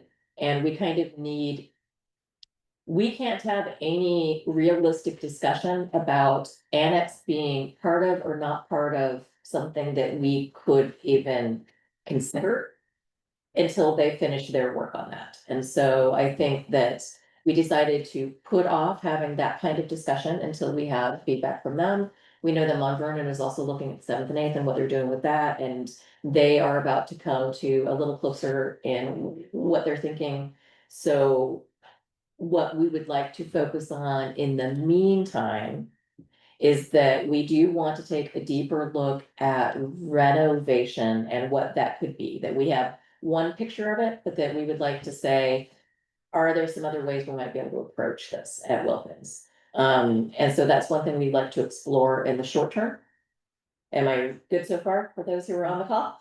And, definitely a survey was something we were talking about and trying to make sure that we've had a lot of turnover in our community. We've had, I mean, I can tell you, my neighbor next door, across the street, down the way, there's a whole lot of turnover happening. And so a lot of the people who live in town now from who were in town when all of this started are quite different. And so we thought it would absolutely make sense, not only those who were here and voting in the last two elections, but those who are here now to understand some of the priorities of our community so we can make sure whatever we do aligns with those priorities. Is that a fair assessment of where we landed? Yep. And I think that that is something we can also do in the short term. And then the next thing we wanted to discuss, and this was one that I want you to be here for, Roger, is you and I spoke briefly yesterday about having our, crap, what's it called, customer project manager, Yeah, owner project manager. owner project manager. And how in the programs you've been in before, it's usually come in after something's passed. Then they come in and they really help steer it and they help guide it afterwards. There is a strong desire from our subgroup to discuss, at least talking to possibly bringing them in earlier in some way and starting to vet somebody that we could partner with, because we feel like it would help us maybe look at some things that we haven't considered and give us an impartial third party and be able to let us say to the community, hey, we brought in an impartial third person with experience to say, yeah, this seems totally on track or not. And maybe gain some trust that there might not be another way to do it. Just gives us one more plank in that building of trust. And so to at least talk about vetting and possibly bringing somebody in earlier. And that's another area where we may be able to partner with this new organization in town, that maybe they're not ready to help finance a project, because we don't know what the project is yet, but they may be able to help finance, helping us get to a project and having something like this that they might be willing to support. So I think that that's possibly an avenue we could look at if we find out what pricing is, but we don't know any idea what pricing would be yet. So they would like to know if you would be open to at least vetting, bringing somebody in before we have our final project. To be clear, I'm open to anything that the committee or the board desires as my Okay. position. An owner's project manager is a relationship that the SAU and members of the committee are building with that individual or firm for the years to come. Without having a project, you could extend obviously that relationship. OPMs in my experience are there for the actual project themselves. A good OPM will actually pay their salary twofold with the savings on the project, working with procurement and just the construction managers themselves. If the committee wishes and desires to move forward with an OPM now, I would recommend that we go through the same process that we followed with the architects and the construction managers as far as going out with an RFP Put out a bid. to multiple firms. Seeing what comfort is with the selection of that OPM, being very clear up front as their services is to help guide, and when we say help guide, we do have all of the information as far as multiple engineering reports, multiple documents on biddings and architects' actual scope of work that is going to build the project. So I'm not sure how an OPM helps us at this point, but if the committee's desire is to go that route, I would definitely recommend an RFP process and selection of the committee of the OPM. Yeah, so we have, before the state law, we hired an OPM. It was after the project got approved. It came out of the bond. It was an expense related to the bond. I think it's the That's most where we common got way, the- absolutely. So if you're going, then I would put it in FY 27. I'd budget for it. It was $112,000 for a part-time OPM for a year to support the project. Part-time, $112,000. He paid, I was working full-time. He made more per diem part-time than I made full-time. That's just so, Greg mentioned that, you really can't find that kind of money. If this is an interest, and I'm depending on the time, if you're not going this March, it's easy, you put in the budget and you work on the next one, the next proposal. But it was $100,000 for part-time. And to be clear, owner's project manager, it works for the owner. It's completely owner side, owner's representative. We select the hours and determine the hours that OPM wants to work. For Wyndham, when we hired them, we hired an OPM at 20 hours a week.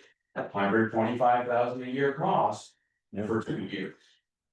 So there's significant costs that go with them, but really, rather than costs, it's important that you have a working relationship with the individual. We ended up working with the same one. Yes. So the same one did Wyndham, same one did Hop. I do believe, I don't think he saved us, and it was a small project, he didn't save us twice as high, but he saved me. Yeah, and he usually pays for his And he did- salary over on he did. Okay, so you're not against us at least starting to think about talking to one and doing it sooner than later if it seems like they could bring some value to the I think project. the better wording is I'm open to all options that the committee or the board decides. Okay, I think that's fair, and I absolutely understand why it makes sense to come after you already have your things in hand. But I know that Justin especially feels very strongly that he has seen real value in bringing them earlier into the process, and so I'm willing to at least consider it. And I feel like we need more information before we can fully make a decision, right? And so we can at least start researching what that would look like. Yeah. Andrew? So, based on what I heard about what an OPM can provide for us beforehand last night, I also feel strongly that it's something we should at least start talking to them, find out what they cost, validate that they can do what we are thinking. Like some of the things I heard was they can be another set of eyes on Yeah. these, like you got quotes for new build to suit and renovation. So getting them to validate those costs, I mean, I think this goes back to the trust conversation we were having earlier. We get a third party to validate those numbers or say, those numbers aren't good, you need to get a second quote. I think that would do wonders for us on the communication and trust front. Because it's like, while they might not know the community may not know who Roger is, like, hey, we hired this third party OPM, like that can go before the public and. I agree, I Yeah, think that so goes a long I- way. I- for I- credibility. Yeah, I just recommend that you recommend to the boards to set these preliminary meetings and explore this as quickly as possible. Okay. And maybe we could even, like, there was one that he already had a relationship and had in mind. It sounds like there's one you've already had a relationship, so maybe we can see. I don't know that we would have the time to go through the full process before our October date, but we can at least start some things so we have something to bring to the board to say, hey, we would like to put out a bid, we would like to, and we have some idea of who this person may be. Well, October date's a due out for where we're at. Yeah, it's just an update. So, So for our purposes, it's just an update at that point. But again, because it's budget season, anything that would need to go into the budget, we wanna have an idea that it needs to have an item there, right? So that's why I'm feeling anxious about getting some of these things started, so we know whether or not we need to fashion it. Well, Drew, do you wanna make a motion on that? Basically, Um, directing the board to start having those conversations, or asking the board to start having. Well, not the board, it would be us, that we would be the ones who start looking at that, but then if there was money that had to be asked for, that would be the recommend, the updated recommendation would bring to the board to say, hey, this has money associated and you need to consider, adding it to the budget, right? Yeah, I mean, if you want a motion, I can make one, it's up to you. I don't think we need a formal motion, I think that it sounds like we had started talking about it last night, we were all feeling like this is something we wanted to explore. And now with a broader group, it sounds like we're all agreeing that this might be worthwhile. And so we are going to start the process of getting some names together and seeing what an RFP would look like. And maybe even at the next meeting, we could possibly invite, one of them to come just explain a little bit about what they might do as early services to help inform us. As we try to pull together an RFP. Can you help us understand what the previous folks who were associated with this design project? Are they like out of the picture completely? We have no relationship with Danwell or No, whatever. no, I mean, they're still around, but until we have any changes that we're asking for, it's just kind of. So we can't, And hold it. they won't provide free consultation on how we can tweak the current project. Is that correct? could I ask them. typically bill for the time. We could ask them, we haven't asked them that of them. Okay. I mean, I just didn't. If know we what had a the- specific, if we had a specific ask, then we could certainly go to them and negotiate what they would do with that ask. We have no long-term agreement with them either, right? Banwell is willing to help us in any matter seeing fit. we just need to be clear on whatever that direction. Right, and it needs to be We don't have very, a very contractual clear. agreement, as- do we, right now? Any kind of contractual long-term, exclusive or intent? No, we can go, I I think. mean, Okay, and no intent to proceed or anything like that with them? No, we, if we wanted to pick a different firm, we could do that. Yeah. The only thing I would say with Banwell is if we're saying. People agree with that, it's a trust thing that we're trying to build off of with this and validating.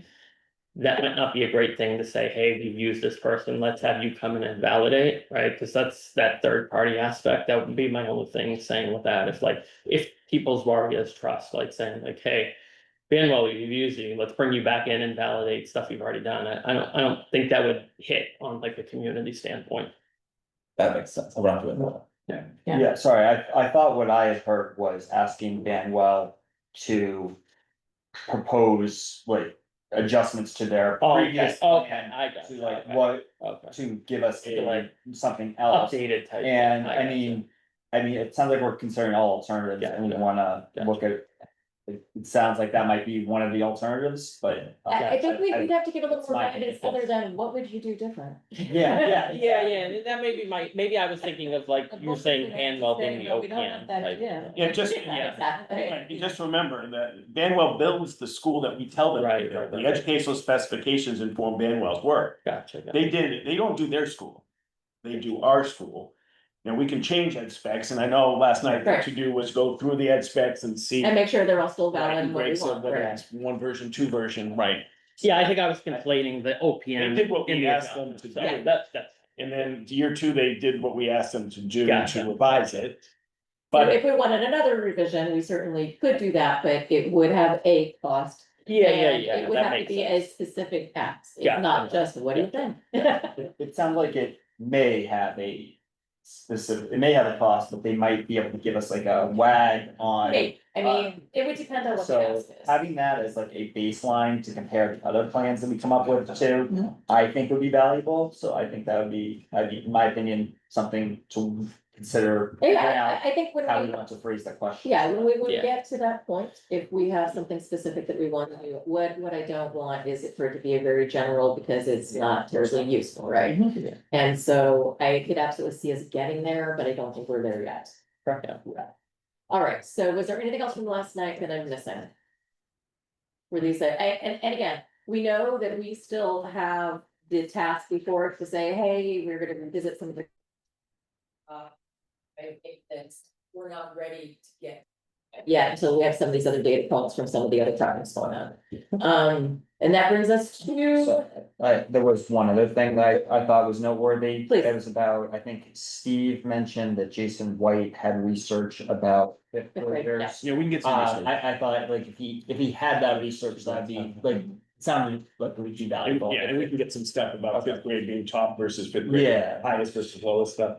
We can do that with the ed spec stuff. We'll combine that with the ed spec stuff. Cool. Does that make sense? perfect. Alright. We are already 9 minutes over. And we have one more topic that I don't want us to totally dismiss, the survey discussion. Is there a desire among this group to do an additional survey? Michael? Yes, I will say the survey as presented by Jeannie was. I don't wanna say biased, but I think we need a more open-ended survey. We should have less pointed questions and ask more open-ended questions. So we can get more data out of it versus specifically calling out certain things, right? Cause we wanna hear truly why it didn't pass, not just our perception of why it didn't pass. And I feel that the pointed questions as written are our perception versus what may have actually been the reason. So asking more open-ended questions in the survey, I think would be a better way to go about it. I think open-ended questions are very difficult to gather data on. When you've got specific answers to say, well, 50% of people said that it was too expensive. There's I mean, Yeah. there's You have to sentiment interpret analysis. it as Yeah. open-ended questions. There's millions there's thousands of organizations out there that do this. And you can do sentiment analysis, you can pull a lot of data from open-ended questions. I've More just so. found that when we've done surveys in the past, that they have been entirely too broad. We need to really drill down and find out what it is why people supported it and why people didn't support it. And I feel like people will, it doesn't have to be as long, we could find a different format. But I really feel like, and I have, evidence of having done this survey before, a while ago, that it greatly informed the future, the way that we operated. So I think both are valid, and I think that there could be a mixture, and I do know that as an SAU, we've tried to be more consistent in all of this kind of messaging. So we could work with our communication specialist, and we can make sure that as a group, we are comfortable with it before it went anywhere. But I like that. But I do think that we can at least start the request to do something. What, Yeah. what's not gonna be output to the, okay, I know you guys are gonna have it first, sorry. Okay, and No, I'll just say, so about 50% of what my job is right now is like surveying and surveying analysis, so. like the part of the. No, it definitely can, so I think, to Jeannie's point, open-ended questions. I would say in the past have been an issue because of the time suck that it takes to analyze. Now, with what I'll say is in my job, they are actually now becoming more the preferred because we have the AI analysis that's able to take the whole list of it, pop it in there, and then validate and say, yes, these top 5 things that came out of there are valid. And then you go and you look and you say, do a quick analysis. Yep, that actually is working. So I do think a combination of pointed questions and open-ended would be probably the way to go. Just again, my opinion with doing that, and then That's creating my that. feeling as well. Because Yeah. Some people just wanna be like, yeah, that, and others feel very strongly they want to share what they. Yeah, and I think keeping a survey to probably like 3 to 5 questions is good because we want people to complete it and not pull it up and be like, forget it, because that happens a lot. That happens a lot. Abandonment rates can be very high. In a top survey, you're probably gonna get 13 to 15% of the people you sent it out to actually answer it. So anything we can do to get people to actually participate in there, I think I would just recommend with that to say like, those are big things with that. And we should, yeah. And I don't know what the school district used for AI or what we can or can't Well, use for outside things, but we should look My to do request that. to you, as someone who has expertise in this field. Yeah, sure. Is would you be willing to be, from this committee, Yeah. kind of our internal, expert and Yeah. work with our communications expert Yeah. and help to fashion Yeah. something that we then will send to the full committee before we send it out to anybody else? Yep. Is everybody good with that as kind of? No. No. Don't have the right database to ask people to do the survey. We've done this before. We have election in March. We do our best to do a survey SAU wide. We get completely biased. Sample of people that are on the SAU contact list. We saw the results of last year. Well, It's not a realistic way to do. different context. Just talk to people, just talk to me. If you wanna know, we'll vote, no, talk to me once. I don't wanna. I know you don't wanna I talk to don't wanna me. talk. I know you don't want to. I know. You can That's talk the to my problem. people. I think Well, don't survey me. we wanna have a. You're not conversation. genuinely interested in what people vote no But for. could we That's the reach, problem. could we reach out though, like, I get your point there, Greg, about like the SAU has a list, but could we also reach out to things like the library, the rec department, to see what emails they have, to see if we can bring in that broader. We had it in people? March. We had a poll in March.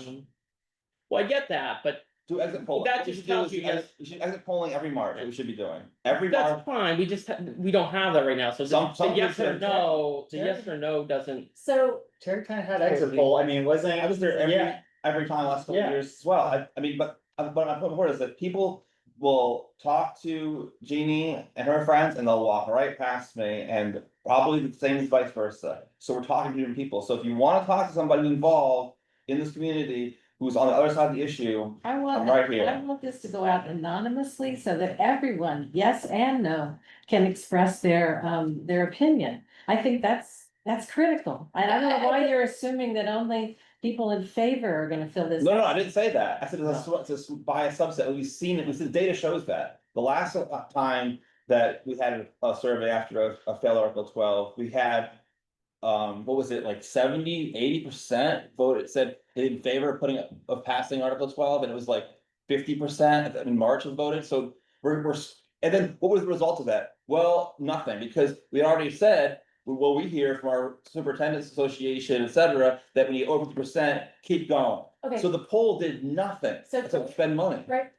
But we've already agreed that we are relooking at a lot of things, and we are trying to get as much data as we can to make informed decisions. And that we've had a lot of turnover in our community, and so we want to make sure that we are giving our full community an opportunity to let their voices be heard as we make When you say decisions. turn over the community, you said before, you wanna let them know the community values. It's equally important that we understand what the new members of our community's values are. Well, that's what I'm saying, so we have a lot of new people that have moved in, and we have people who maybe haven't been paying attention and now are all sorts of things, right? So I don't see a downside in having additional data points for us to say, here's where right now we feel like Alright. our community, we're taking a temperature of where they're at.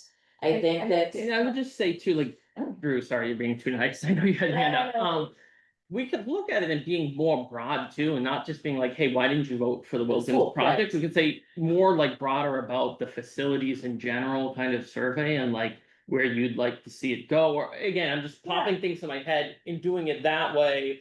As opposed to being so pointed like, hey, why didn't you vote for Article Eh, eh, 12? Because it's gonna help the other projects going on in town as well. We've been talking all along that we're not the only thing going, right? Yeah. They all kind of took a little bit of a backseat while they tried to let us get things figured out, but now they have to do their stuff too, right? And so that's also, I know, a concern in many citizens' minds is now I'm gonna be asked for multiple things, and that's a real concern of mine. Yeah, I think I can get into the mindset even like, hey, what are you least confident about our facilities? What are you most confident There you about? go. That type of stuff that could That's actually perfect. get more of a broader Yeah. range of what's going through people's head as opposed to just one pointed thing about whether you want the new school or renovation or that. I think it's probably better to be more broad in this as opposed to more broad with less questions than saying like, okay, Just- why this specific thing? Because I think there is some validity to the point of like, people, you probably have two options. You don't want to spend the money on the taxes, or you think that, you know, we could have a renovation that would be cheaper or better, or we could, you know,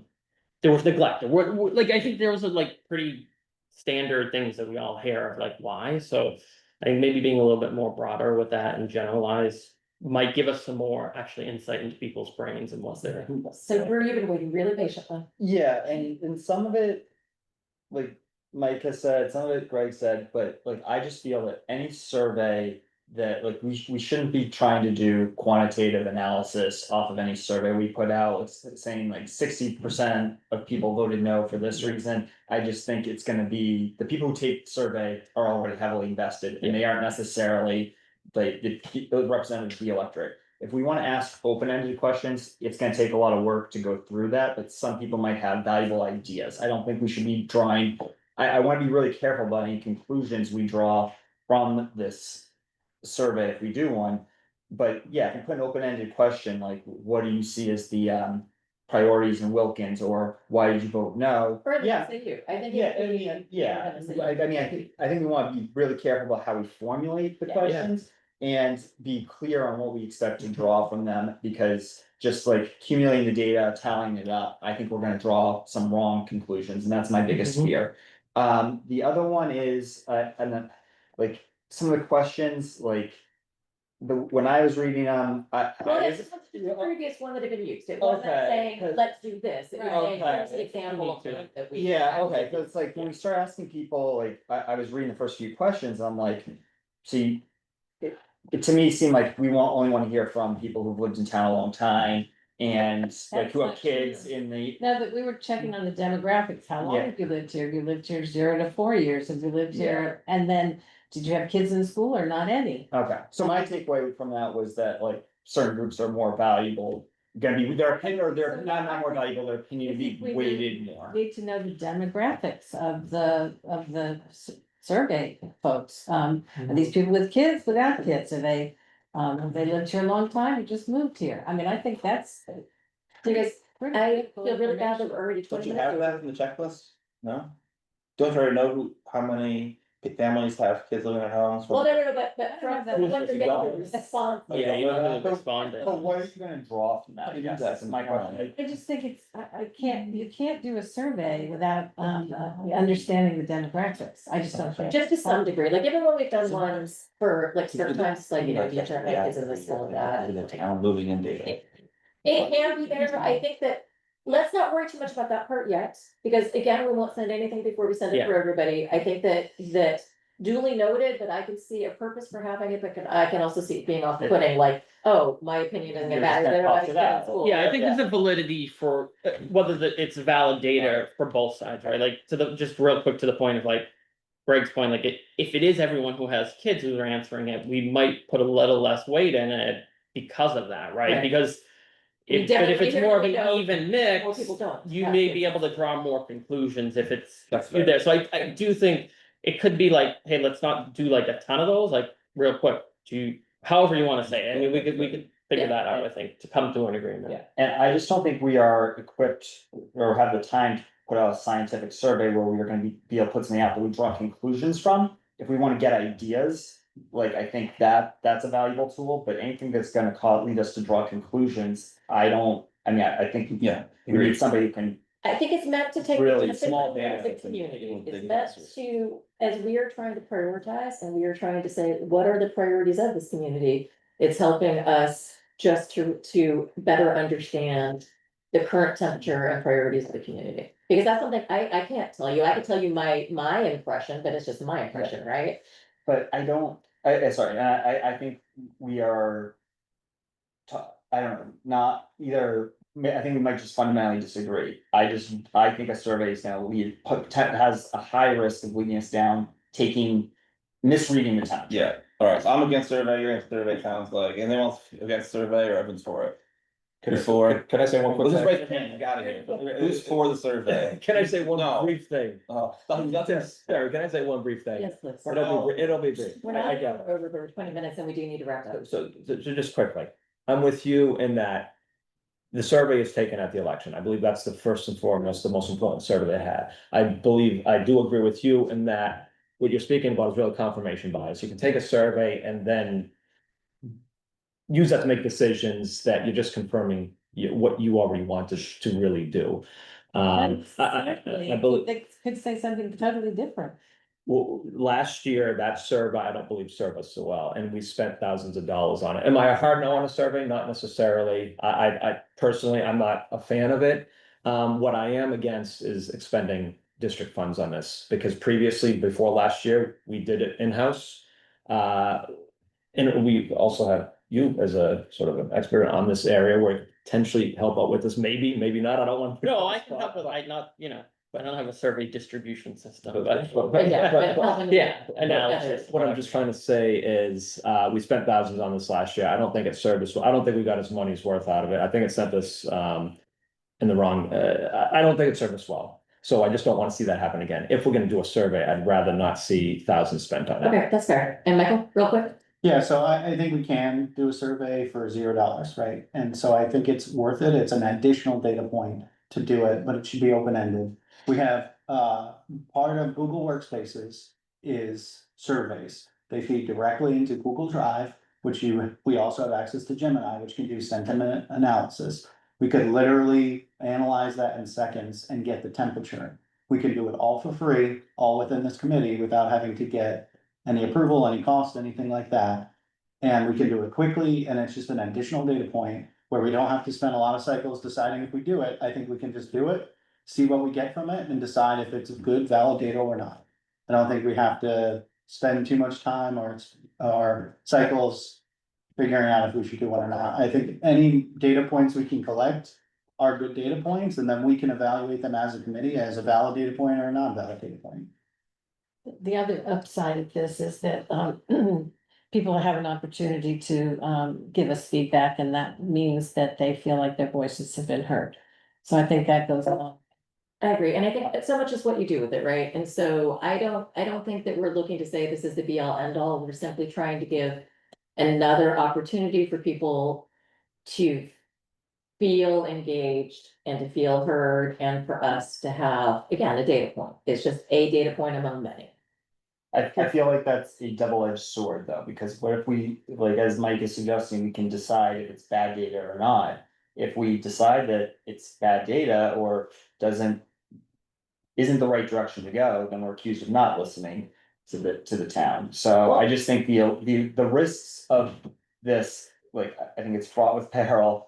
Like, I think how at we election time, it can discuss be it, turned yeah. against us. I mean, I think doing it early before it's in the heat of things helps. Mhm. And while you're still able to be flexible, right, and say, okay, we're just wanting to see.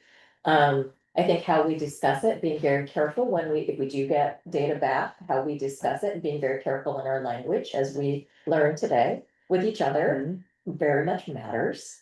And not being dismissive, but neither saying, oh, well, there you go, there's all I need to know, because it is still only going to be a selective set of opinions, right? It's whoever chose to engage. So you can't say, well, it's the entire community, but it's just, here's at least those who chose to engage with it. And trying to find more ways to get it out to different, more than just parents, more than just, and I think that's really a very important part of it. And so I do think keeping it low cost, keeping it simple, keeping it a little bit targeted but open-ended, I think that's the ability. So I say there's value, and it sounds like there's a majority desire. I mean, we can take a vote if we want, but I think that the vote would be once we actually have something in hand to say, okay, are we all comfortable sending this? So do we at least have agreement to work on something and bring it to the next meeting, hopefully, that we can all look at together and decide whether to go forward? Are we all comfortable with that? I don't wanna do that with Tom. But I'm minority, so I'm just, I'll So vote. Greg is very much against, Drew is against. I am. Sorry, I don't feel that's necessarily what it, like, if it's qualitative feedback. that We just we're gotta vote looking yes or no, we for. have the questions, we can vote yes or no, we Yeah, don't. it's like if they were qualitative, open-ended questions that we are going to like solicit ideas for, I could support that. So I wouldn't say I'm firmly against, but Okay. I want, Let's see what the questions are. yeah, I want to be very careful and thoughtful about this. Absolutely, So, absolutely. And I think so, I mean, if you want, y'all can do an actual motion that we move forward to bring something to the next meeting to be able to, for real vote on, or we could just. Yeah, I'll move that we should make a survey draft over email to bring to the next meeting. I'll second. All right, all in favor? Against? And I guess there's no abstain. So it is 1, 2, 3, 4. 5, 6 to 1. 6 to 1. So Janae, sorry, hopefully you'll see that. you're gonna vote for your. No, well, I'm looking forward, we gotta have meetings here. Okay, so I'm so sorry we ran way over. We are going to close at 10:59. We will set invites to the next ones, and we will also send some